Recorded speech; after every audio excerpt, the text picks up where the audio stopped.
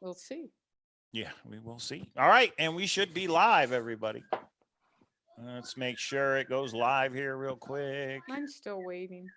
Yeah, it takes a Zoom It's takes about 10 to 15 seconds. Well, with Zoom, it's about 20 Oh, seconds. there But you we, go. this will It's, stream. it's going like this. It's working. Mine says it's streaming live. All right. Mine says it's streaming live. It is streaming. It live. is. We are live, everybody. Here we go. Kpro cow pow wow. Kpro cow pow wow wow. It's a Kpro cow pow wow wow. They wanna find the treasure, they wanna find it now.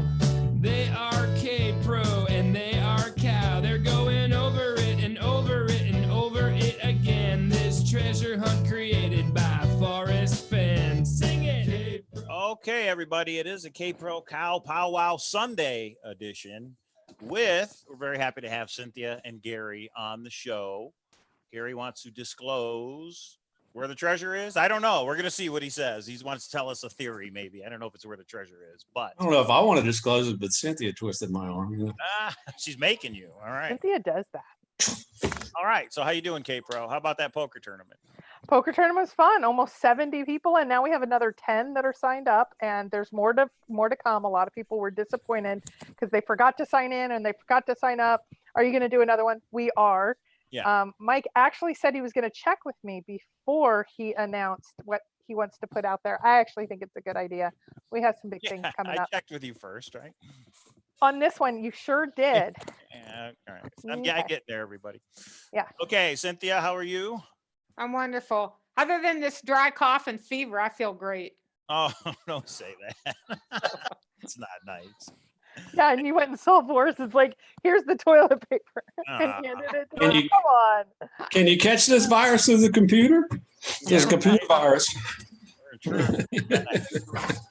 And how you doing, Gary? I'm great. So, Gary, everybody knows the three of us. So why don't you give a little short introduction of yourself, where you live, how many times you've been searching, how you got involved in the chase, all that fun stuff. Oh, I think I got involved with it through the Discovery Channel, like a lot of people did. I think it was Josh Gates, and I got curious and ordered the book and blah blah blah. Down the road, got addicted to the research, and I live in Florida. I live in the Panhandle, from New Orleans originally, or Nolans as we say down there. Nolans. You speak that language. And I've been to it's 2,000-mile one-way trip from where I live, so I've been up there 3 times. Oh wow! Okay. To my search area, and it's been interesting. It's been interesting meeting people. I've been kind of quiet about this. I don't really watch a whole lot of stuff. It kind of is a lot of noise to me. You know what I'm saying? I'm trying to not go down too many rabbit holes, and I try to keep it simple, keep with the book and the poem and a map. And depends on what map we're talking about. We might get into that later too. Okay. I do want to point out to everybody real quick. I'll share my screen. This is Cynthia's blog, and she put some pictures up. So everybody could check out chasingfennstreasure.com.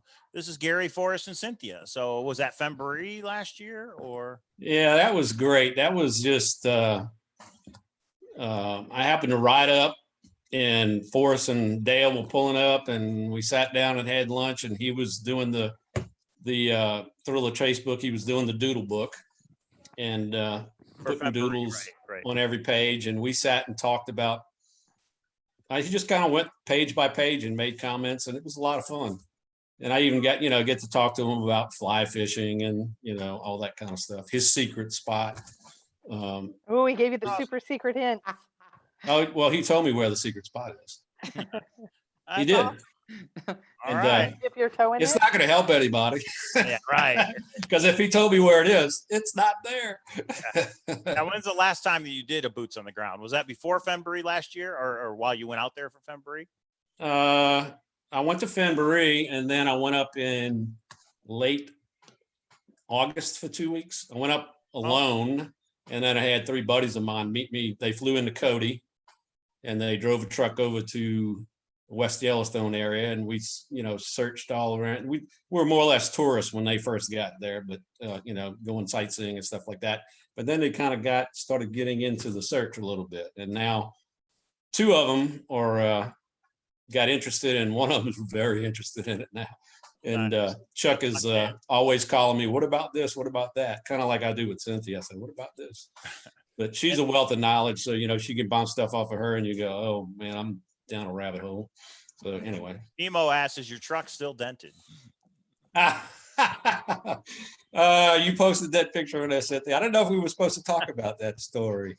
Well, that's up to you if you want to share. I popped the dent out. I tried to get him to sign it. It's a long story, but he said he wouldn't sign it because he said he'd have to bring a hammer to every meeting and have dent people's cars and sign them. So right. But he was kind enough to have lunch with us. It was a lot of fun. It was funny. We all laughed. But yeah, it's the dents popped out, but it still has a little reveal on it. I didn't get it completely. It's a reminder of good times. There's nothing wrong with Yeah, it. yeah. Well, every time I see it, I think of Forrest. So. So I also have a Forrest in my truck story. I don't think anyone would know this except Tom Walker, who's in the chat room, but anybody that watched that video of mine last week where I'm at the gate and I'm filming Forrest with just that front truck fender in the Right. video. If Mhm. you look, there's a real nice crease right there on my front fender, and that's where Forrest shut his gate on me. Oh, he shut it before you were all the way out?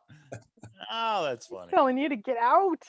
And that was back in I forget if that was and my truck was sort of new, I believe, at the time. It didn't matter. It was sort of funny. I never said anything to him for a while, and then when I finally asked him if he knew it, he said, "Well, that's what happens when it takes you forever to leave." So, Get there you out. go. There you go. No, he knows. He's probably watching. I did send him the link. So Oh he knows no, now. I didn't think he would be watching. Sorry, Forrest. It's I don't okay. know for sure, but I did send him the link. I was going to say, usually it's the first, I think he watches the first 10 minutes or so. I don't think he watches the whole thing, but there's been a couple times where he'll note something that's well into it. So Forrest, you should listen at the end because we have some new information, and Mike may have worked me into a clip. I don't know. Well, let's get into the important things first. Breaking news at the end of the show. All right, go ahead. Yeah, and we have breaking news right now. So Gary, you have something that's to make Cynthia a seasoned searcher, somebody who talks with so many different searchers, kind of stop and pause and go, wow, that's really interesting. I don't get many calls like that from Cynthia. So this is rather intriguing. So I'm not going to tee it up too much more because I haven't heard it from you. So I haven't heard much of it at all. So however you would like to present it, I will take questions. Put at Kpro if you have questions from the room. I'm going to let him walk through what he has to say, and then we'll go back with questions. Well, I communicated with Cynthia through an email, and I was just kicking some stuff around, and I did. Well, to give you a little bit of my history first, I guess it'll let you know where I'm coming from. I was with special operations in the sheriff's office for 10 years, and part of that was search and rescue. And I kind of started thinking, well, if I had to go look for this guy, which, if he would have wrote the book and he went there to die, obviously somebody's going to go look for him, and it may be an authority. You know what I'm saying? I mean, there's a missing person. And so I kind of looked at it as through a search and rescue aspect. And, you go who, what, where. Well, who, we know who that is. That's Forrest. What, he hid a treasure and he went. This is all based on he died with the treasure. He didn't survive cancer. And now I'll get further into that. But who, what, where, who, what, when he did it, and we all think it was 10 years ago. And how did he do it? Now the how is the big question I started to get into. And I also have a background in aviation. I was a private pilot, and I started thinking about, through all his books and stories of flying and all that kind of stuff, if he was going to go any distance, I thought he would, fly there. It'd be the easiest mode of transportation. And so I started to think about how he could do it. And when we used to fly, we'd go fly, take short hops to different places. And when you get to an airport, especially the uncontrolled fields, they usually have a courtesy car there for the pilots. So I was figuring, well, maybe Forrest got in his plane or rented a plane or anything. He flew to an airport, which there's an airport by every town. You could plug this into your search and whatever area you're looking into. And I think my scenario was he flew there, got a courtesy car, went to the put in and walked in, hit it, went home. And then he waited to the day that he was going to go there and perish with the treasure. So you're So saying now, how did he do that? So you're saying, Go ahead, Mike. just a question to make sure everybody's on the same page. You're saying when he would have hit it back in 1988 or 89, when he first had Right. the idea, if he was going to die, this is how he would have done it. But do you think a lot of people think he hit it in 2010? Do you think it's the same? Because we know it's the same. Well, the place is the location is the same. So that's Right. what I'm trying to lead into. Right. So yeah, right. so your idea is still valid because it's the same location. So how could he have done Right. it? He used the same location. So if he were to go back then, and this is all from the search and rescue aspect, if he were to go back then, his mode of transportation, he couldn't leave it at the put in. You know what I'm saying? Whatever vehicle or mode of transportation he took there, he couldn't leave that and then walk in and go be with the treasure. Because in search and rescue, I used to belong to it was in Louisiana. It was CELSAR, it was Southeast Louisiana Search and Rescue, and it was all the sheriff's offices and law enforcement that had search and rescue combined, and we would go to searches. Some of our dog team went to the towers in 9/11, and if we had to go out and search for him, if there was a vehicle or anything left behind, we'd have found him in a day. I see what you're saying. So when Forrest had the idea to originally do this, he couldn't have left his car. He couldn't have made Right. 2 trips from his car like he actually did because he was going there to not come back. Right. So your theory, I'm assuming, is how would he have accomplished this without leaving a car? How would he have done this without leaving any clues behind? Right. Right, and hence, when he told someone, why couldn't I just ride my bike there and throw it into the high water? Well, that could have been his mode of transportation, which leads me to believe that it's close to a town. And it's not way out in the boonies. It's not, and he's even said you're going to be surprised when it's found, its location. So do you think that means close to his home in New Mexico or in New Mexico, or could it still? It could be. Yeah. Then he didn't have to fly there. Right. But if he was going any distance, and that goes back to what we were talking about with Preston, talking about the last clue will be at what was it, Cynthia, the museum, the Arizona. Northern Arizona University parking lot, which is in Flagstaff. Right, and if you That look was that the up, original. there's an airport right south of there. And my theory was if he wanted to, and I've always said he's a magician, he's a master of diversion here. So if he parked his car there, people would find his car, but he could have taken a cab to the airport. In a private pilot community, you get to know a lot of people. I've flown with guys I never knew. I would go pick up airplane. A pilot was like, "Hey, I got to go pick up some air." I left from Destin to go to Nashville. We picked up a starter for a twin-engine aircraft, and I flew up there. I never met the guy before. We flew up there and flew back, and VFR. When you fly VFR, there's no flight plan. There's no record of who you are or anything like that. It all goes back to being anonymous. What does VFR stand for?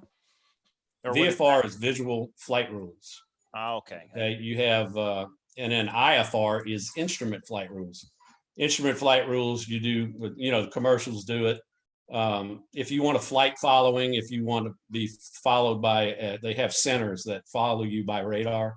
You follow a flight plan, and they'll follow you on radar and give you spacing. There's a lot of technical stuff in all this involved. But visual, he's said a bunch of times he'd like to get in his airplane and take off, and pilots call it we call our IFR, we're not really flying IFR, we don't follow flight plan. I follow roads, and that's what Forrest liked to do. He liked to get in his plane and follow a road, you know, and then he saw in the story where he saw the Popo Aji and he decided to fly in and, you know, got the kid there to take him out and look for arrowheads. If he wouldn't have revealed that story, nobody would have known anything about that, you know, and go ahead, Cynthia.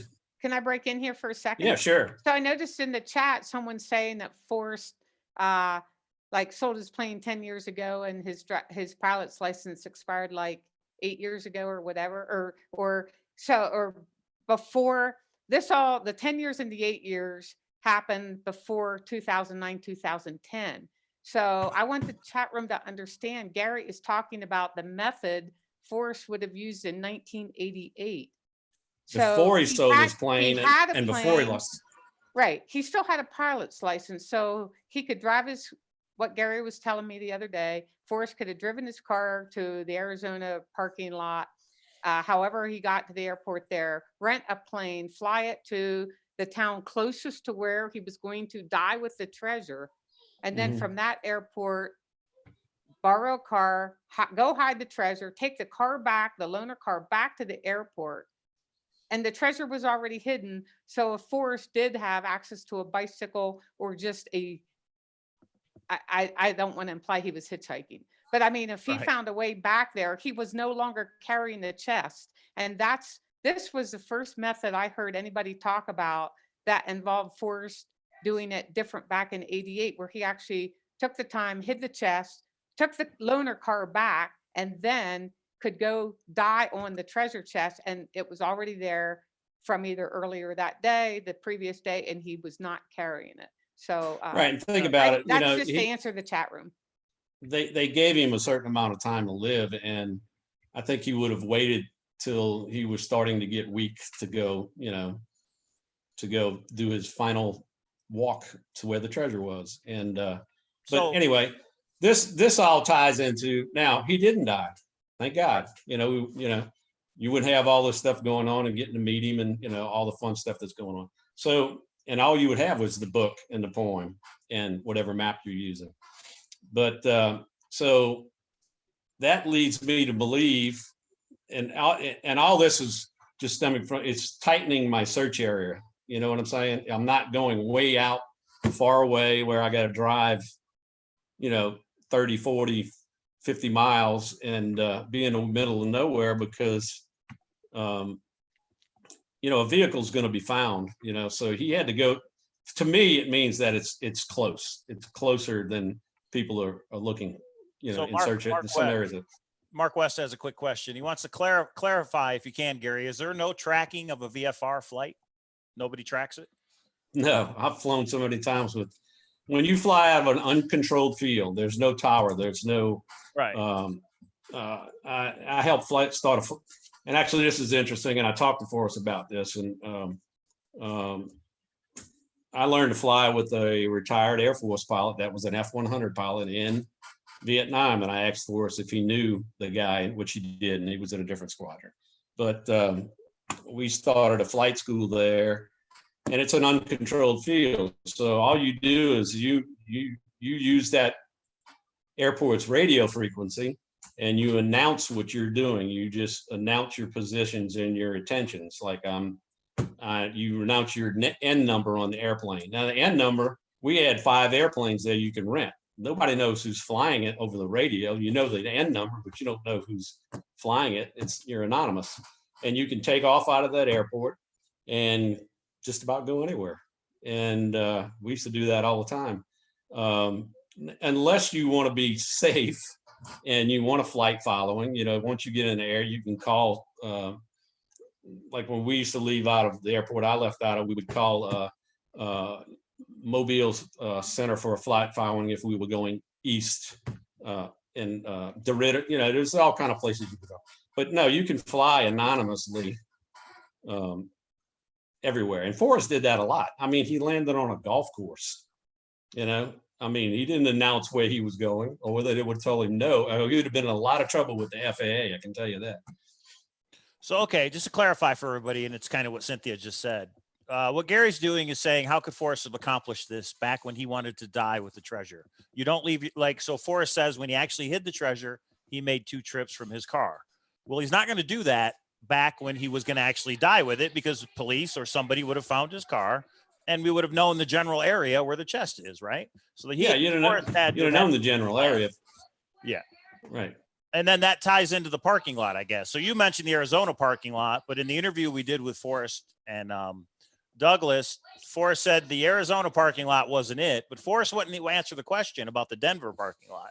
No, What he said actually, was- I just looked up that quote. He Yeah. said the Northern Arizona University one is no longer relevant. Mhm. So, no longer relevant. Oh, I That understand. implies it was relevant in 1988. That's a good point. That's a good point. Yeah. It is It's no longer relevant but now. I think that was just a little misdirection on his part, that he left it there so that it would be found and they would think, oh, well, it's in this area. But I think he got in somewhere or had some kind of other way to get out of there. And the only other way he could have done this is if he's got an accomplice. And Now I somebody gotta dropped watch him that off. clip, Cynthia, because you're right. He did make it sound as if So well, it's I not have the relevant. exact Irrelevant. quote. Don't worry about The it. exact quote from your interview was, looking back on it now, it certainly isn't relevant. So that to me implies back then it was relevant. Could have Back been. in 1988, it would have been relevant. Does that take So- you to the treasure? No. So in Yeah. other words, when he was going to hide it, he had to leave his car somewhere. Even if he flew somewhere, right, Gary, Right. he would have taken a car, maybe a rental car, to somewhere else to go hide it. Rental cars have records. And that's why he said he Right. didn't want people going and chasing down, rental car records or, things like that. Anything that had Forrest is a great rule bender. You have a lot of rules you got to follow in aviation, but he bends the heck out of them, and so does every pilot. We get used to get in the old days. You used to get away with a lot more stuff than you do nowadays. That's interesting. There's more restrictions since 9/11 and stuff like that. But anyway, you could do a lot more things anonymously. That where you wouldn't be traced, put it that way. But anyway, it just leads me to believe that it's closer to, and like I said, you can apply this you could apply this to Colorado, anywhere. And it just makes it seem like it's closer to town for me, to a town or an area where he could get to easily and not have to bring his vehicle. You know what I'm saying? And Yeah. like I said, the only other way is if he's had an accomplice. Well, if he went there to die, then it's the two people can keep a secret if one's dead. There's still somebody alive that knows where it is, and he's perished. So, let me work through what I think you all have said, just to make sure I'm on the same page. If this happened in 1988, Forrest wanted to get his body there without his car being discovered right next to it, because then his body would have been hauled right back out of there and he wouldn't have been able to lay his bones in the special spot. right. So because of that, let's just take the Denver. I don't think it actually matters where you start. If you look at the Denver parking lot, he could then jump on a plane and get to any of the search spots. But an airport needs to be relatively nearby that he could then get to the search spot without renting a car or doing something else like that. That's what I'm hearing. Is that what you're saying, Gary? Yeah, right. And he could have done the same thing when he came back to that same airport. He could have. I've gone to an airport and say, "Hey, I'm here." And the guy that taught me to fly, he ran a lot of private charters. And you get to an airport, you fly somebody up there. They have a meeting for 2 hours where you're sitting in the airport. So there's a fixed base of operations where you fly in for general aviation. A lot of times those people, hey, well, take my car, or I'll give you a ride into town, and he could have hitched a ride into town or close to the treasure spot and walked in, and nobody's going to know where he went to once he leaves the town. But it's he not had to going to have be a hundreds way- and hundreds of miles out of the Right. way. Yeah. And remember, how old was he, Cynthia? 58? 58 when he got the cancer. Yeah, he was 58 years old. He was I'm still- 65, and I could still walk that distance. You And know I'll what I'm just bring saying? up And I have a this bad point. knee. I know a lot of people have said, but Forrest had cancer. He was about to die. You know, it has to be somewhere close because he wasn't going to walk. He wasn't going to go the day before he was too weak to die. He was going to go take Right. some pills. That's what I said Positive. before. Right. So that's why he Forrest flew still there up. earlier. Yeah. When he knew that this was coming, he would go hide. In my theory, I think he would. This is what I would do. I mean, I would be too weak to carry that treasure in 2 times, dying of cancer. Right. I would go hide it beforehand. It's there. And then I decide, what's the correct time Right. to go. He knew. Yeah. You're the only person to know whether or not you can walk in. And what does he say? He went not more than a few miles round trip, right? So, I mean, his car, you right. have to know your own abilities. Yeah, you have to know your own abilities. And he's the only one that would know that, So just so it's everyone's just a clear. theory. I mean, Yeah. but the reason Cynthia wanted me to do is it kind of narrows down your search area a little bit if you follow that. And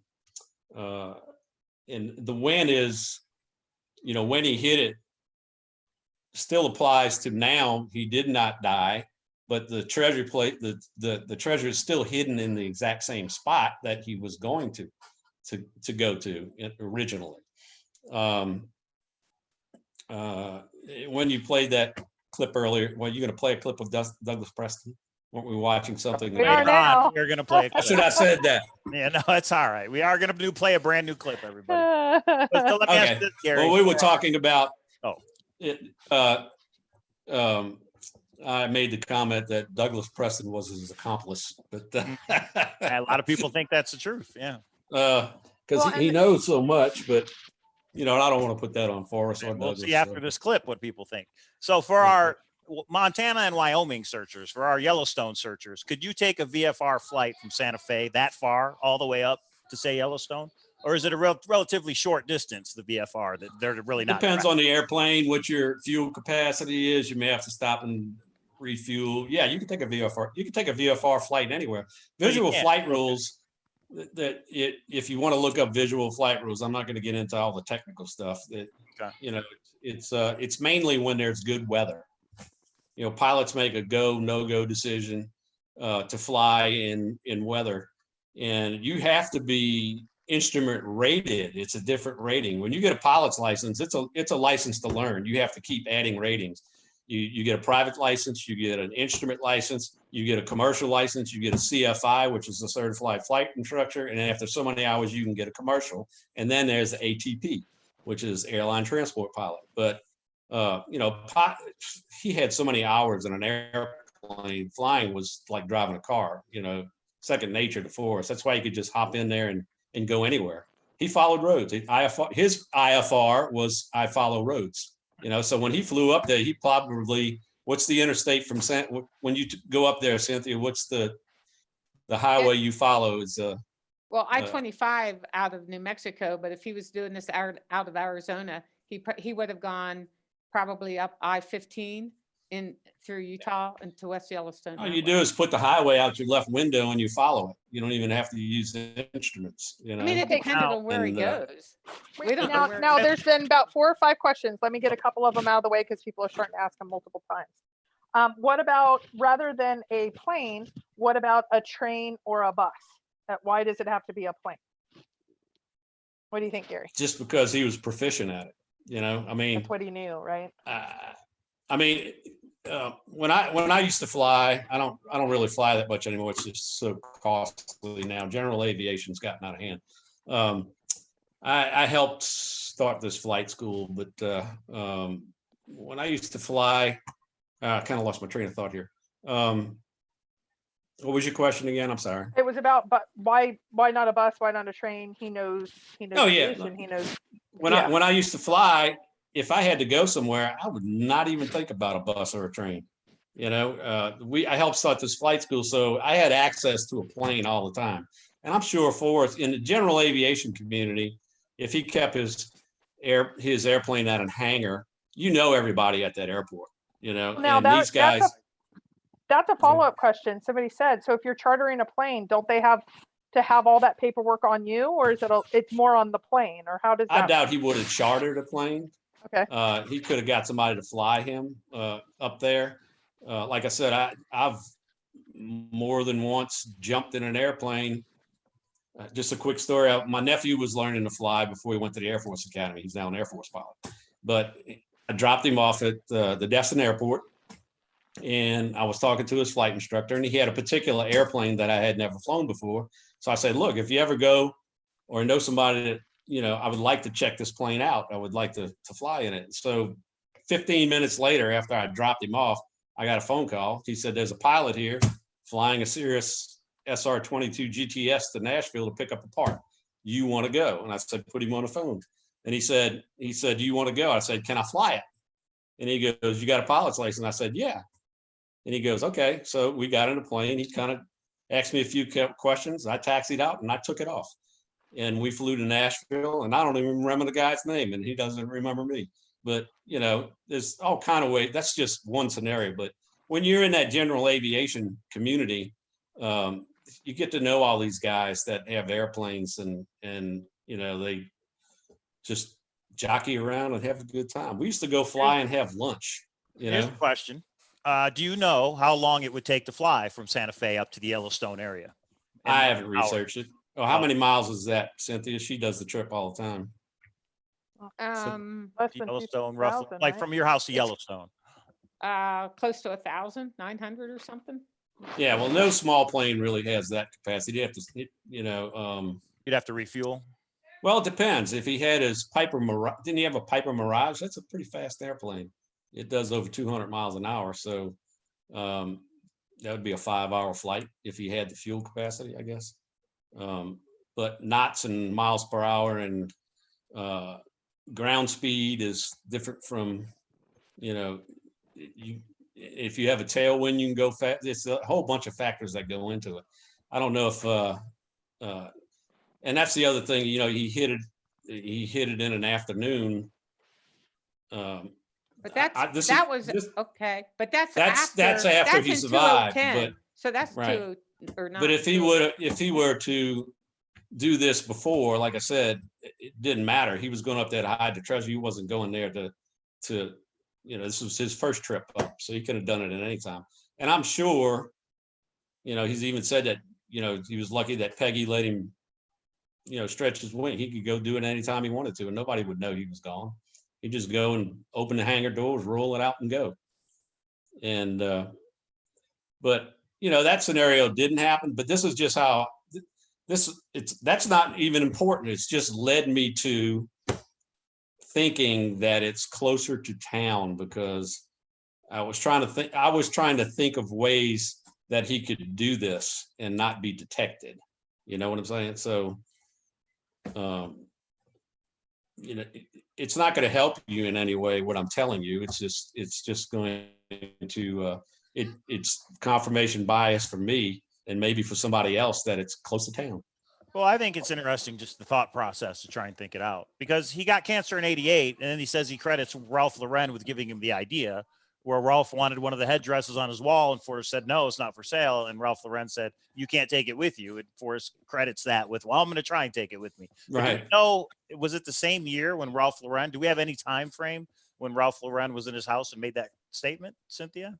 I think we do, but I don't have it right in front of me. But it's really, if I thought it was real close to 1988, and when And that would Forrest make got sense. cancer. The combination of those two things, Yeah. he's probably like, hey, if I'm going to go out, I'm not going to waste away in a hospital. I'm going to go out like my father did, if it comes to that.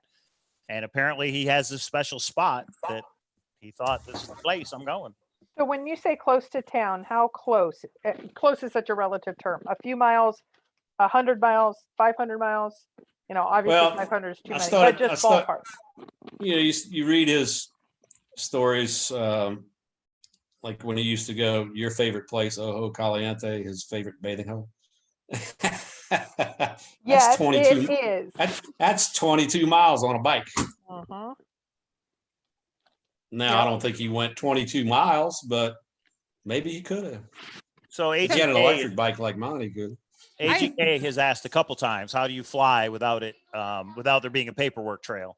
But in other words, Forrest, when he thought of this, would have said, how am I going to go hide this thing where people can't backtrack where I was at, like your SARS, like the rescue, search and rescue that you say you did, Gary, or Mhm. do. are you saying that if he used his own plane, there wouldn't be any record if he did this VFR, this visual flight, I could do it renting a plane and not have any record other than the rental of the plane. but nobody would know it was you that was on the plane? I Right. mean, nobody would know. So if everybody's like, let's Unless see you where- went to that Yeah. that particular hangar where I rented that plane and got my name. But you how would have to many- how sign mu- when you basically when you took the plane, you do have to sign for it though. Yeah, but Okay. who's going to know that? There's no official. There's no official. You Search. in VFR back in those days that you had to follow a flight plan. You understand what I'm saying? Yeah, That right. there's a record of it. Go. Well, and I- before 9/11 and after 9/11, things were so Yeah. different. I had a Right. friend lose a driver's license, had absolutely no ID. This was back in the 90s, and was like, "Can I get on a plane?" And they made me vouch for him. And like, if anything happens, we're going to put your name. And I'm like, okay. And we got on a plane together. And there was nothing really required before 9/11. You could work your way onto a plane. I don't think you could do any of that now with security and terrorism and all of that. But we're talking way back in '88. So Well, yeah. So I have a question for Gary. I don't know if I wanted to do this, but I will. So. I have a question here, quick, Gary, before you move on to something else. So I'm going to go back to the Doug Preston quote where about the Northern Arizona University and where the final clue will be found in Forrest's car in the parking lot there. And then the fact that just last year, Forrest said to Chrissy and Mike, looking back on it now, it certainly isn't relevant, which to me implies that back in 1988, it would have been relevant. So my question, Gary, is, if Forrest really did leave his car in the parking lot, and that's where this final clue was going to be, and he borrowed someone else's plane and flew it to the town closest to where he was going to hide it, how could it be then that he doesn't return the plane? I mean, how Well, could he- that's the whole thing is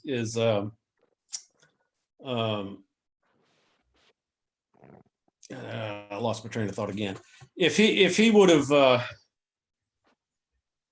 borrowed, I don't think he would have borrowed a plane. Put it that way. I don't think that. well, if his car's in the parking lot, I think he didn't- would have had an accomplice to do this. Somebody he would have swears- flown he him swears he there, didn't, or though. somebody not knowing what he was doing or had no knowledge of it, or So whatever. could he have gotten a ride though with another pilot? So in Yeah. other words, he could have Yeah, had another pilot, yeah. even like you said, someone that didn't even know him. And Forrest says, "Can you give me a ride to Lander?" And the guy says, "Sure, why not?" And that's how Forrest gets up there. And then that guy flies the plane back to Flagstaff. So that is a somewhat feasible possibility. And that guy or- didn't, and that guy didn't even know who Forrest Fenn was. Yeah, he could have just used the plane to hide it, and then going back for the final time, he could have taken a train or a bus or or whatever. Must I don't Listen know. Good said in the forward, Douglas Preston said Forrest had not solved the problem of logistics of hiding the treasure and dying. I don't. What book is that in? Which Must book? Listen Good. Which book? I'm assuming in the forward, Douglas Preston. So that would be Once Upon a While, right? I don't know is the answer. So Must Listen Good. Give us a little bit more. I don't know that quote, so I'd like to hear a little bit more. See, that's funny because I always took it as he flew somewhere and then he would rent a car and that's what would be left at the end point, not the beginning point. So in other words, is he flying to the Denver Museum, driving the car to hide it, driving back to the Denver Museum to leave the car? He flies wherever the closest airport is, and then he gets to the final spot on his own. In other words, the rental car is left after he's hid the treasure. That's just how I always imagined it. But I guess we don't know that for sure. And Yeah, then well, back to it's the just spot another way. well, like I said, none of that happened because he survived, and so it's kind of irrelevant. This just helped me narrow my search area as far as trying to think of a scenario that he would have done this, and where his final mode of transportation could be completely anonymous or hidden or doesn't end up at the put in. Well, and I have to say, I've never considered this one. Like, go take my exact spot, and now if it was 1988, it was Forrest, and he didn't want his body discovered. How, not backwards engineer, but how do we figure out the logistics at that time? So I actually just appreciate this will be something that it's not going to help me solve it, but it might help me confirm if I have a it's thought gonna- process to it. It gives me confirmation bias for my solves and you know, and like I said, I never really discussed this. I passed it by Cynthia, and she was, she's like, "Oh, I've never heard of that. You need to come on and talk I about really it." liked your search and rescue method, your methodology for using the who, when, how. Once you figure them out, it takes you And to I'm the not where, saying that and I that's how you found find the- a body. I'm not saying that the how that I've figured out, or I'm not even sure that this is how he did it. If I was sure how he did it, I would know where it is. So here's- Stas You know what I'm saying? post the actual quote from Once Upon a While. It says Yeah, I have it too. he had Right. worked out all the logistics but one. How could he pull this off by himself without help? He did not feel he could entrust anyone else to assist him. So Well, there you go. He could have And had I an don't think accomplice. that he had worked out all of it. I'm just using Fenn speak. Doesn't that mean didn't the work. rest of that paragraph could be, so he found another way. It's just an incomplete thought. There was a snafu and maybe he worked it out. I don't know. It is an interesting thought experiment. How many people think maybe he found the place, the special spot on one of his plane rides where he's doing VFR, following a road. He sees where warm waters halt. He sees the canyon. He said, I'm going to go down there and check it out. And that's kind of how he found the spot on one of these Possible. excursions, one of these You know, trips. Maybe. anything. Nobody's got the correct answer because the treasure hasn't been found. Right.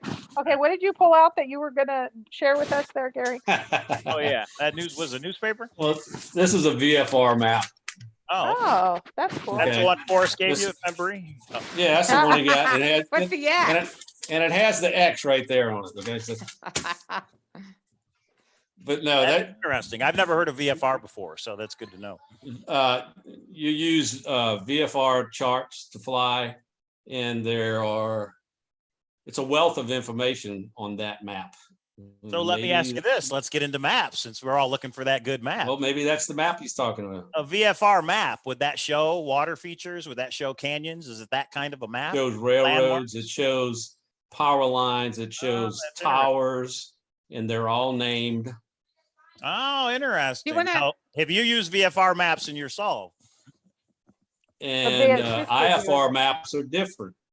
Now they have more navigation. Well, they both have the navigational devices. In the old days, now when you fly, you use GPS. I mean, everything's glass cockpit. It's a computer screen, and you plug in your GPS coordinates and you go. And most of them have autopilot now. You just click it and sit back and read the newspaper if you had one. So Do you want Um, to talk about the milk bottles, the white milk bottles that are navigational? uh-oh. Yeah, Cynthia and I You talked have about no this. chance now of not bringing it up. A Yes, you VOR or a VOR, a VORTAC is a navigational signal. And he would probably use this because I use them a lot. You dial in that frequency and into your nav, you have a radio navigation in there. And what it does, there's an instrument in the plane. And like I said, I don't want to get all technical, but there's a needle. And when the needle lines up, you're flying the course. If it goes one way, then you turn and the needle comes back and forth so that you stay on that frequency. Well, a VOR, when you fly around, we used to call them milk bottles because when you see them from the air, they look like a milk bottle. And when you're flying it, you're flying a radial. You're flying a radial to stay on course. And Cynthia was like, oh, that's the milk bottle story, jumping off and The milk truck. once you pass that VOR, some pilots call it, jumping off that radial. So, that was kind of connected to the all milk bottle ties in. story, Ah, So, that's interesting. And the Uh, blaze, he didn't take a radio off the blaze. Right. right. He mentions radials a lot. Well, when you fly, you navigate, a VOR gives 360 radials. It's each degree. And when his reference to radio, my whole theory with Forrest is getting to know him and his frame of reference. And, I feel like the things he wrote in the poem and the stories, they're all from his frame of reference. He didn't go research this stuff and use words that he knew nothing about. It's all from his frame of reference, his fishing, his flying, his, yeah, all those things. Well, You and I know- hate to say, specialized knowledge to me is I'd never pulled out other than a city map, a map ever, let alone a topo map, let alone backwoods maps. All of that was specialized knowledge to me. I guarantee Forrest does not consider that specialized knowledge. I think because he talks about a good map. So Oh, some people say this is second nature to him. It's not specialized knowledge. to him. exactly. So I battle with Cynthia's seen kind of only halfway of my rabbit holes of my last solve or 2 solves ago. And she was like specialized knowledge because I had periodic I mean, you name it, I had history and battles and the history of buildings and all of these things, and it was specialized knowledge. It wouldn't be to someone in that area that is a history buff, but it was to It's not the average specialized person. knowledge to me. Right. I understand exactly where he's coming from. Yeah. It's not specialized knowledge to me because I've been there. And I'm sure there's a lot of other pilots out there that know a hell of a lot more than me. I just flew general aviation. I didn't, it was a hobby. Nice, John. I just got a picture from John Wayne Bob. He's watching. Sent a picture of us on his big screen TV. Shout out to John Wayne Bob. So I'm assuming you're searching. what was that? What else was there? Oh, and I'm sorry. I'm assuming you're searching in the New Mexico area or a Me? little bit closer to Santa Fe. You don't have Me? to say where or anything. Yeah, you. Would it be a New Mexico solve or you're open to anywhere? No? Colorado. No, man. I'm in the same area as you guys. Man, come on. Everybody's up in Montana. Christy, you're close to my Wyoming. spots too. Wyoming. I hate to say it, but you're in the all of you guys are in the right area as far as I'm concerned. The other thing about which I just realized the other day talking to Cynthia, this is why I like to bounce stuff off of Cynthia because she's, like I said, a wealth of knowledge. But the treasure map that he published, Now, when you say and there was public, discussion about there's a puppy. In the back of The treasure map that he published. oh, the actual Right. part of walk map. I got you. Discussion about it was meant to increase the search area. People were talking about, had to be close to home and all that because he did it in an afternoon and blah, blah, blah. And I never noticed this until I started looking at my aeronautical charts again. And the lines of declination, do you know what those are? Well, on the map, he put magnetic lines. Yeah, right. Declination. Are those used for aviation? I don't know what they're used for. Oh God, yes. And that's the only reason they're on there. Why would he put those on there? And I think that's a huge hint. The lines of declination. Somebody's trying to text me. I'm sorry. It's probably Forrest telling you to shut the hell up. Yeah. Forrest The lines of Forrest is going to cut your Oh feet my off God. soon. That's funny. What why wouldn't he put lat longs on there, latitude, longitude, instead of a line of declination? Because that could be lines of declination are used for navigation. I also have a master's captain's license, and I studied a lot of navigation. And you use the zero line of declination runs right through the airport where I used to fly out of. So zero is in Louisiana. And when you go one way, it's variation in your course if you're navigating, north, south, whatever. So if he flies out of Santa Fe, he uses one of those lines of declination to correct his course. Most of the time you do plot a course. Most pilots will plot a course, and it gives you your compass setting. So you use those lines of declination to vary your course. So to me, it was kind of like a hint. And like I said, this is just me. It was kind of a hint that, hey, the right map might be an aeronautical chart, I like and they're all over every chart because you have to use them to navigate. So and talk about it's just subtle hints in the thrill of the chase. A lot of it is about flying. He puts his thumb over Philadelphia. That's navigation, right? there's so much references to flying. Right. I'll have to Right. read the book with that in mind now for So sure. your search team needs to have a pilot or a past pilot or an ex-pilot or someone saw something like that to be able to get all the hits. we need a search team that has a pilot on You it. need a Can't we? searcher flight. There you We're go. all- Fly up I'm to Cody game. the same way We're Forrest- all- Okay, who wants to sign up? I want a 4-man team here. right? We're all in the same area, so I mean, And Sam, earlier in the chat, he pointed out that didn't Forrest say he went out, flew up to Cody, and came back, and Peggy didn't even know he was gone? Is that a quote from Forrest? That he slipped out the back door, went to Cody, and came back home? Sam, if you're still watching, I can remember that- somewhere reading or saying that he just liked to go open his hangar doors and get in the plane and fly Oh. north and Yeah. not care. And that's when he flew to the lander, and I saw it was in the he talked about it at the video at the Collected Works bookstore, and he said that he looked on his aeronautical chart right here, and he saw the Popoaji River, and he said, well, how could I not land at a place called Popoaji?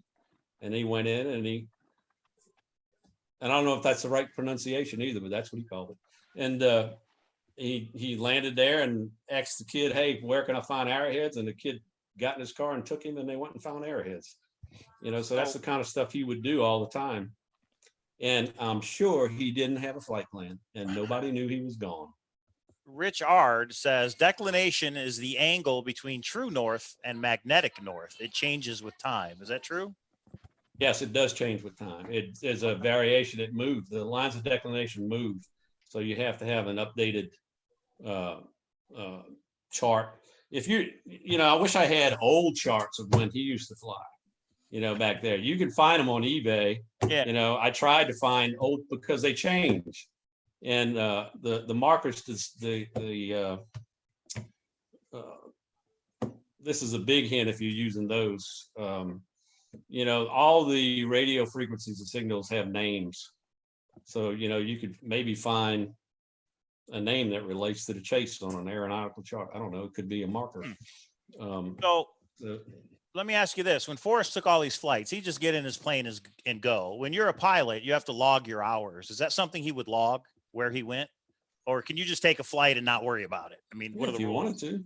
Yeah, Right. I mean, I have a logbook, but there was a lot of times I used to do a lot of maintenance flying for the this was another thing. Once you get in that pilot community, and I was a contractor, so I worked for myself, and say somebody needed to have a plane, planes have to be inspected annually, and if you rent them, they have to be inspected every 100 hours. So there were places I would fly to, like Stennis, Mississippi, at the NASA facility, or Houma, Louisiana, for avionics. And they would say, hey, Gary, I got a plane that needs this done. Would you like to?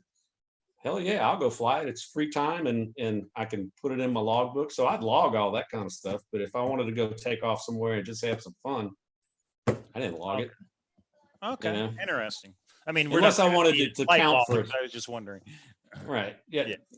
Most pilots do keep a logbook because when you get your ratings, you have to build time. You have to have hours. You have to have a certain amount of hours. So, but when you've been flying for a while and you're not worried about logging hours to get another rating, you don't worry about it that much, Now, if you're doing it commercially, you have to do it, you have to log those hours, and it's a requirement. Let me ask you. Back then, like I said, back in those days when Forrest flew, back in his time up to when he quit flying, the rules were a lot more lenient than they are now.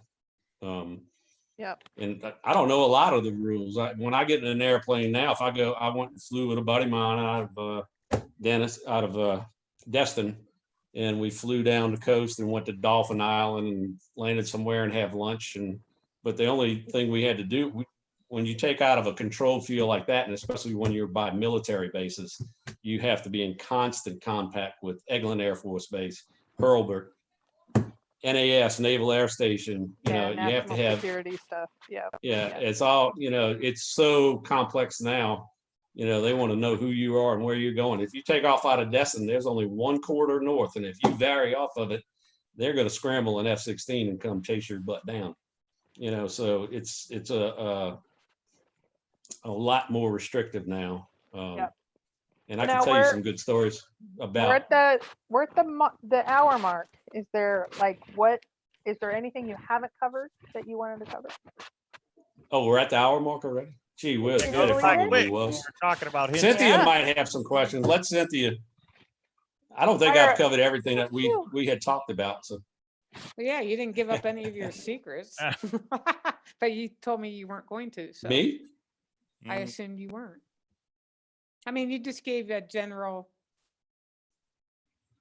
It's a thought mythology. experiment, is what you're Yeah. doing, right? The Yeah, thought yeah. of You thought gave experiment. of how out your Forrest could've pulled theory it off. to everybody, but without giving up your spot and your solve. Yeah, And I that's mean, what we you could apply this to anything. It's just, I was just trying to think of a way that he could have done it and not be detected. I was just trying to look at it from I guess a cop's mentality, you know, I don't know, investigative way to look at it as, you know, who, what, when, where, and how, you know, he did it.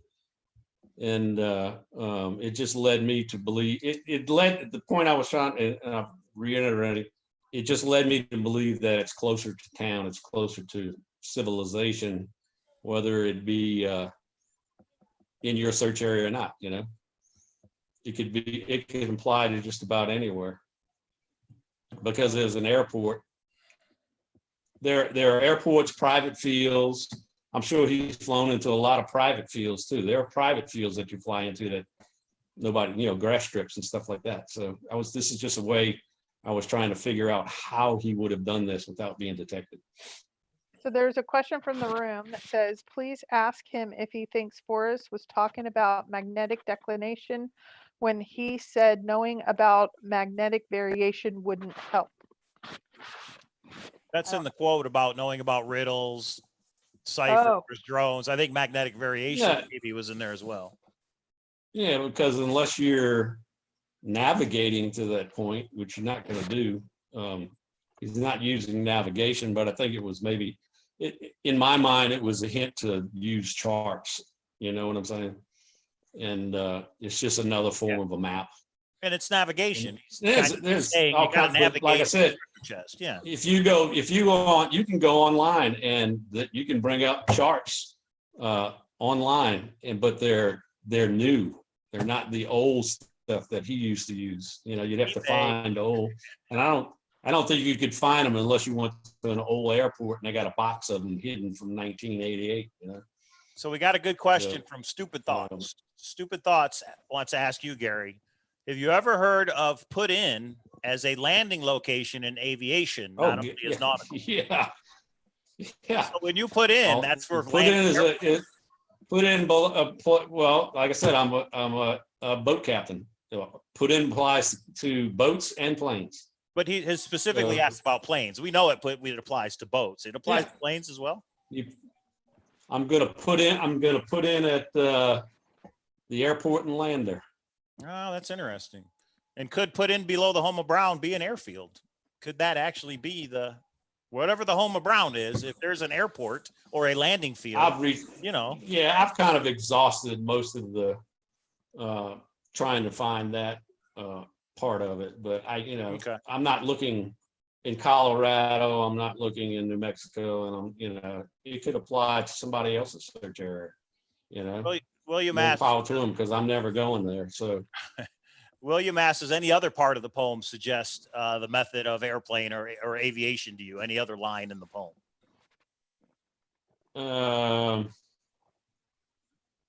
No, not really. In my own opinion, I think that all this is like I said, it's from his frame of reference, fishing, flying, those kind of things. He used terms that he was familiar with, but he was careful of the wording, like brown could just about mean anything, That's one thing I wanted to do. And I did do this. I took every word, I thought was relevant and looked up every definition and tried to eliminate what I thought didn't apply, but gee whiz, he's a little bit of a wordsmith there. That's why nobody's found this thing, They all have different meanings. Warm waters. Gee whiz. Right. warm waters in fishing terms can be a whole lot of things. It could mean a lake. Right. Could You mean know, fishing warm water regulations fishermen in New or Mexico. lake fishermen. Water high is a fishing term used by different types of fishermen. Could mean rapids. It could mean, you know, where a river changes in elevation. It doesn't mean necessarily have to be something at high altitude or a waterfall. You know, there's so many different definitions of the words you use. It's why everybody goes down so many rabbit holes. You know? So, And Davio brings up red and green. I think he means tea with Olga. But if, as far as aviation, red and green is left, right? As far as the lights. yes, same as nautical. Right. That's You have red and green. You Yeah. have red and green lights on the wingtips, and you know Right. you can tell which way a plane's flying by the position of the red and green and the one white light. Same with I've never put boats. that together before. That's good, Davio. Yeah, Well, and that's a good someone point. with something like that is a perfect example. Forrest would think that is not specialized knowledge. I would have considered that specialized knowledge, or I think it's fair game, but some people will be like, well, that's specialized, not to Forrest. That's like ABC and 1, 2, 3 to him, I would think. Yeah, and that's what I do agree, Kpro, that's what he means. You know, it's nothing, and that could be a huge hint. He used to go look up any specialized knowledge to write this poem. It's all from his frame of reference. Right. You know, his flying, his fishing, his whatever he loved, whether it be archaeology, you know, Right. like the Blaze, you know, the Blaze could be something from his archaeology background. You know, everybody's talked about petroglyphs and, you know, all that kind of stuff. So it's all from his, you got to get to know. I tried to do a study of him, you know, as far as getting my hands on as much stuff as, that's why I have all those books back there, you know, that, you know, I've read everything that. I see. Somebody in the I'm chat sorry? said they just got your book and really liked it, Cynthia. I said, including thank you. There you go. There it is right there. Cool. There's Cynthia's book right there. All right. So before we get to the Douglas Preston clip, did you want to say something, Cynthia, or did you want to do it after the clip? I can say it right now if you'd like me to. Okay. Should I do the breaking news? Is that what it is? Yes. Thumbs up for the soundboard. Okay. Take it away, Cynthia. I have an unfortunate, I'm going to say announcement because I don't know what else to call it. I thought that one of the big surprises that was going to come out this year was going to be Forrest's biography. Unfortunately, it has been called off. The writer who was writing it was no longer able to visit Forrest due to the pandemic and everything. And I believe it just got, no progress was being made. And part of it was the pandemic issue. So they called it off. So I was so disappointed when I heard this, but for everybody that has heard me talk on the YouTube shows about, I thought one of the big surprises was referring to that biography coming out this year. It ain't going to happen. So, Well, and can you clarify something? Many Maybe. people had thought that a certain author that had been working several years on a biography was the one that this was being talked about. Do you agree? Huh? Run that by me again, please. I think a lot of searchers or a lot of people knew about a biography that has been in work for years and has referenced, oh, that person's completing it. Can you you and get I- specific? I mean, is it Dan? Are you talking about Dan? Right. Oh, Dan Barbarisi. That Dan? So Right. Dan's the one that's writing the book on the searchers, and he has interviewed Forrest many times as well too. But that's not this book. That's what I wanted to make clear. Right. That is not the book I am talking about. Right. Right. Okay. This book was going to be strictly a biography of Forrest Fenn. It had nothing to do with any searchers. Yeah. I wish you weren't a or the liar. chase per se. And is this Forrest's preference, or is it more of the author, or maybe both? Just kind of they came together, or? No, it Yeah. was the author. I got an email from the author saying that he quit.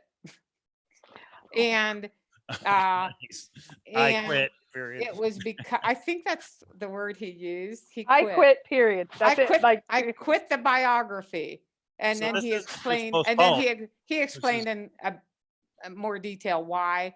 But the biggest issue is the meeting that he was scheduled to have with Forrest at his home, which was near the end of March. Just, I mean, it couldn't happen. So This isn't just they- postponed. This is done. It's not. no, it is not postponed. It is done. Interesting. So I This wonder- this writer will no longer be involved with this project. So I wonder if there's other big surprises that Forrest has planned for us. We just have to wait and see, I guess. Although this coronavirus could have put a hold on a bunch of many things, so right. we just don't Yeah. know. Yeah. Uh-oh. Oh, who's that big guy? That's my lab. Yeah. So last of my line, I used to breed labs and train and do all that kind of stuff.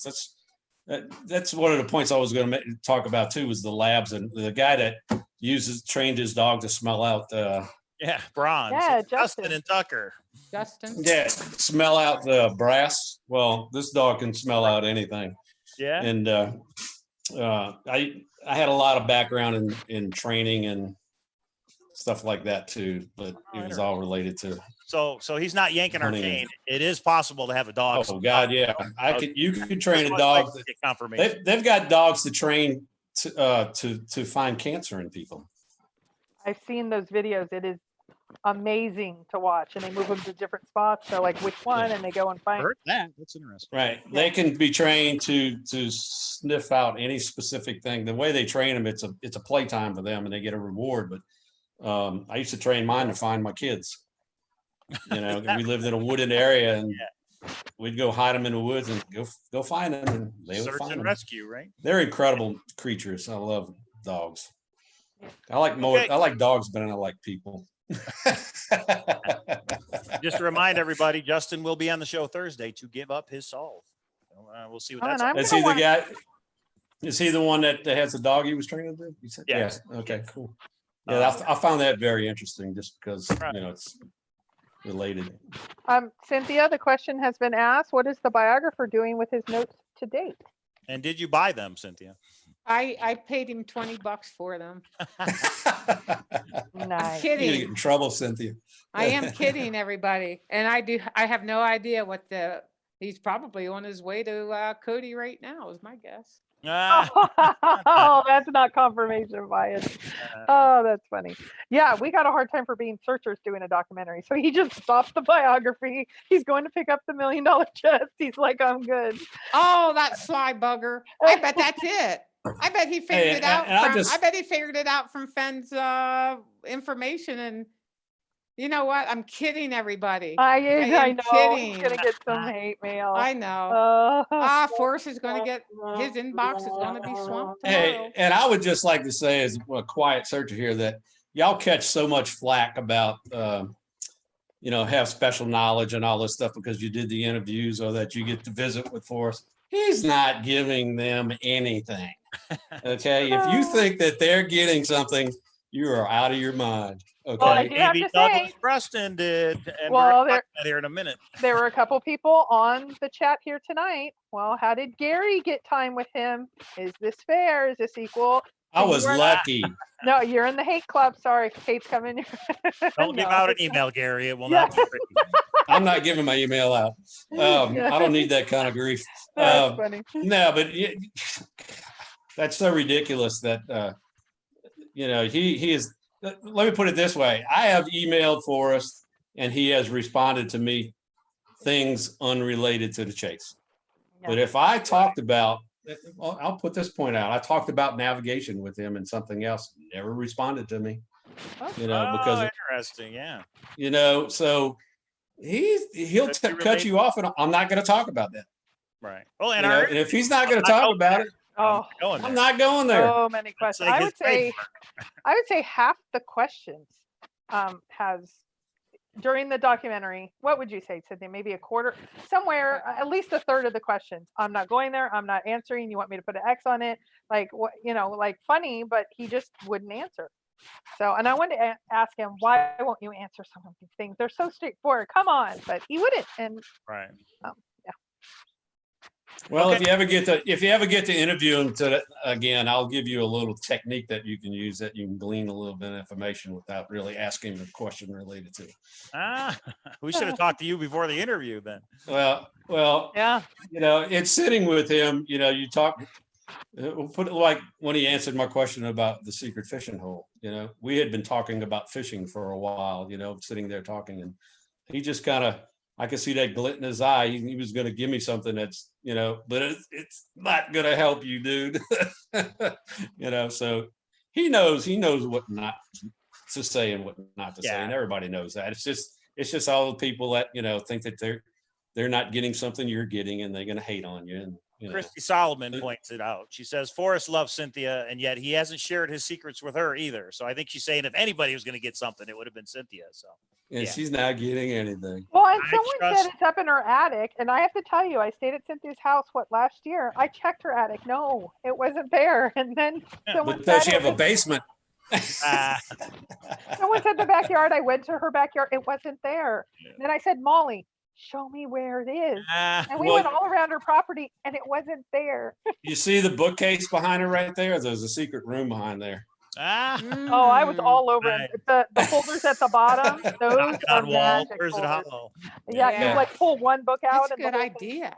Oh, A okay. hollow wall. No, I Well, know I it's in just the wanna back of tell that y'all that- wall. I know y'all ignore it, but it's hard to ignore sometimes when the people get really rough on you guys. But y'all doing a good job, and ignore it and have. This is all about having fun. I'm having fun just talking to you guys for the first time, and Thanks for coming you know, on. what- the Definitely got to stuff get I- down to Destin now that I've talked to you. Know you. I got to get down there. We got to get together. Well, I had talked to you on the phone one time on one of your shows, and I was thinking about trying to organize a Destin meetup with the coronavirus. And I Yeah. work right here on the coast and on the beach, and I know a lot of people that have rental houses. And I was thinking maybe I get a hold of one of these houses on the beach and have a meetup that sleeps 12, 15 people, and everybody can just hang out there and hang out on the beach and have a good time and talk about the chase. But that's not going to happen this year. Well, our if not beaches this and- summer, next summer. I mean, we Yeah, have there you time. go. Next summer would be great. I'd be If all it's up not for it. found, and I don't think it's going to be found If this, Cynthia doesn't find it in Cody this Mm. summer. with all her special clues. Oh, yeah. Super secret hints is what they're called. And I don't know if you guys noticed, she paid Forrest off in toilet paper and got some did. secret hints. Now she turned off, or she didn't put that part of the video out. She paid the toilet paper and she said bye. And then right after that, it's, oh, I forgot to tell you. Yeah. It's in the X is here. And he kicked her car. He was so mad that she got it out. I thought she's got a crease. So, all right, everybody. We're gonna play this new Douglas Preston clip. Does anybody have anything? Or we'll come back after the clip. We can say our goodbyes when we come back. So hopefully I don't botch this, but here we go.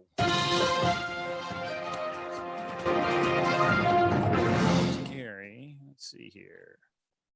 Let's see here. Here we go. Look at that. Queued up and everything. All right, here we go, everybody.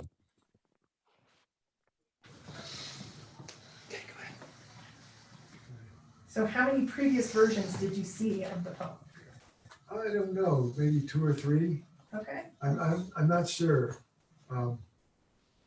So the poem is a remarkable poem. It's really a good poem. It's wonderful. There are 9 clues in it. And Forrest has said, if you follow those clues one after the other, it will take you right to the treasure. And of course, I am sure that it's an extremely clever poem. But I do not know where the treasure is. I swear, I have no idea. So he wants to point out that he doesn't know where the treasure is, and yet at the same time, he knows that the poem is really clever. Seems like a little bit of a contradiction. Don't protest too much. I really don't. I really, really don't. It's clever though. Right. And the first version was too easy. I told Forrest to make it harder, but I don't know where it. Okay, I said this on the other show. We did a poll. I've done a million polls on Thor and everywhere else. We can't even agree that WWWH is the first clue of the 9, even though Forrest has said it. The only thing I have seen unanimously put yes between a yes and no poll is does Douglas Preston know more than he is saying in relation to the treasure chest, the solve, etc. 100% of the people said yes. It's the only thing we agree on. Well, I don't think I'm talking out of turn. Is one of the things we asked him was if you knew where it was, if you figured it out, would you go get it? And he's like, no, I wouldn't, because I don't want it to end. Like, I want it to keep going forever. Why don't you just put every clue out? Or every quote out. Just put That's them all not- out, oh, Mike. Just well, put the okay. entire hour. Just all of it. I have some. Can I say them? Cynthia's got it up But- on her wall highlighted. Real quick, if he knew the poem was too easy, then he would have to know the location. Exactly the question I asked him. At least he knows the state, wouldn't you think? Doesn't he at least know the state? He knows Forrest I real mean, well. how could he know it's too easy? I mean, Right. without having some knowledge of something. That's why I think I'm gonna put this. I'm gonna get in so much trouble for this. Douglas Preston is his accomplice. He knows. Mark Dun, dun, Connor dun, says- dun, dun, dun. That's crazy. Connor says Douglas Preston may not know I'm where just it's hid, teasing. but he does know how it's hid. That's kind of an interesting thought. Oh. Hmm. Yeah. Okay, well, we went a little over tonight, but I think it was for good reason. We had some good insight, good thoughts. I now I need to think about all of this in relation to my previous solves, and then any future solve. That's going to be one of my. I'm making a list of things that I believe are my absolutes. Like the WWWH has to be attached to a canyon. I feel strongly about that. I don't care if y'all do. That's my thing. You have to tip your toe in it. I know some people think I'm crazy. That's mine. That water is actually like H2O. I know that this is going to be one. It has to be. How would Forrest have done this in 1988 without being discovered? I think that's a new criteria for me based on tonight. So I thank you for that. Let's end with this. Let me ask Cynthia and Gary and Kpro if you give your opinion on this. Whatever, if Forrest would have done it back then, and he would have had to have leave his car somewhere, wherever he parked it, he says the last clue would be the car. Arizona University, Denver, Colorado Museum, wherever the places where there's a whole bunch of cars and it might not be found for a couple days or a week.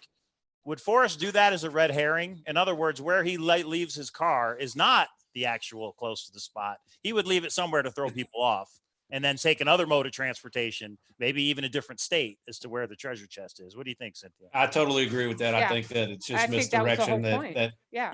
Right. That's the whole point of Yeah. the museum comment, and Right. whether or not or how he got there. That, like in my theory, the second time I haven't figured. If I had figured that out, I'd have the treasure. I'd be showing, and Kpro might be getting that frog. I don't know, but we'll have to talk about that. That's Unless great. we form a researcher. Unless we form a search team here where you need somebody with navigational skills. There we go. There we go. That's why I like Gary's when he told me about the search and rescue, how they used to go find people, and they did the who, what, and how. Once they found all that, they could get the where and find them. So the whole thing is now I after hearing that Forrest originally planned this whole thing, planning to die there at that spot, same spot. So Right. so I went back to thinking, how could he have done all this? And Gary's saying, you don't put your car. The car is going to tell the search and rescue team where to start looking. So the car is absolutely not where the treasure chest is going to be.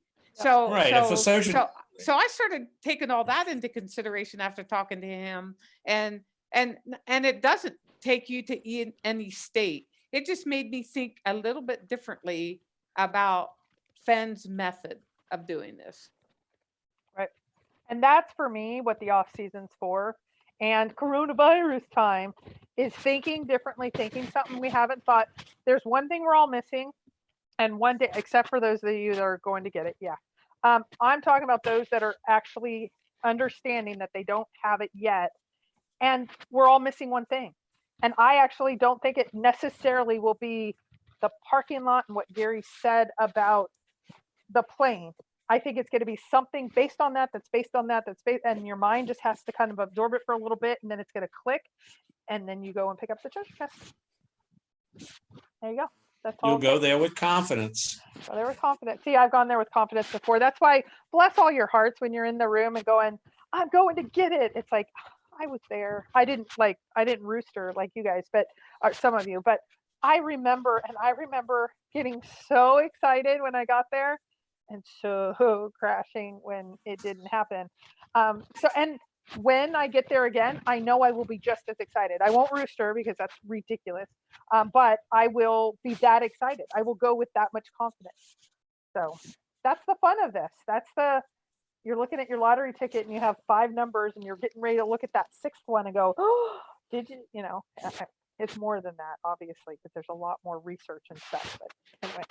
All right, everybody. Thank you, Gary. Thank you, Cynthia, for coming on. We appreciate it. Everybody, thumbs up the video, subscribe to the channel, and we're going to be right back in less than 24 hours with Copper Dan and Nelica. We got our normal show we're doing Monday night right here on the Hint of Riches.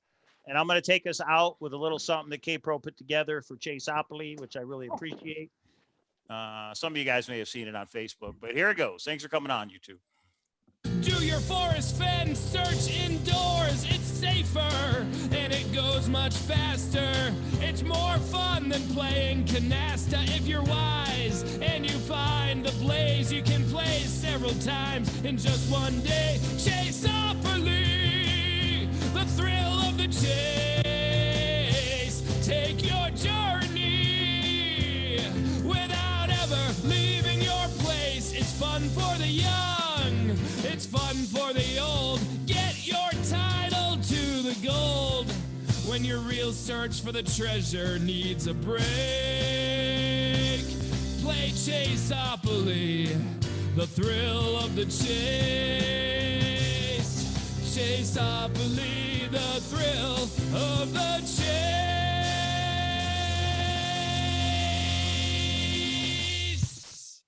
Okay, we'll see everybody tomorrow.